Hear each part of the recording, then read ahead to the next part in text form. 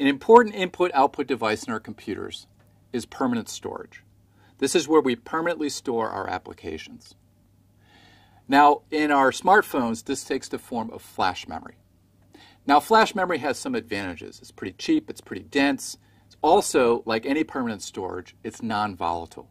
That means that when we turn off the power, we don't lose the contents of our apps. Those zeros and ones are stored permanently in our flash memory. Now, this is different than the memory that we use for main memory. If we turn off the power, we lose the contents of our main memory. So our main memory is only used to store part of the apps which are ready to run in our smartphones at any given time. Now, we've saved the discussion of flash memory, of permanent storage, for this part of the course because although it has these advantages, it's painfully slow. It can take tens of thousands, if not hundreds of thousands of cycles to access our flash memory. Now, this is a serious performance problem. Just like we had with main memory, where we bridge the performance gap with caches, we need to have some kind of solution to this very, very slow flash memory. And that's the subject of this module. We'll talk about how we get the operating system involved when we need to access something from flash memory.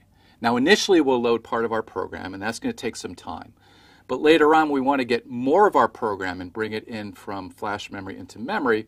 We need to do something to try to hide that tens of thousands, now hundred thousands of cycles of latency. And one way we do this is we switch to another program. So the operating system may temporarily suspend the running program while that transfer takes place and run something else that we want to run on our smartphones. And while that's happening, the hardware will automatically be doing this transfer. We'll be transferring the required data from flash memory into main memory in parallel. So this is another form of parallelism that we have in our smartphones.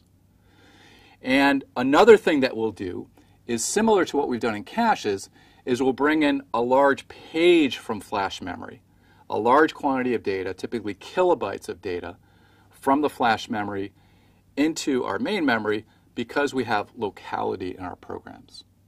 So we'll talk about this whole subject of flash memory and how we get around these performance problems in this module right now. So let's get into it.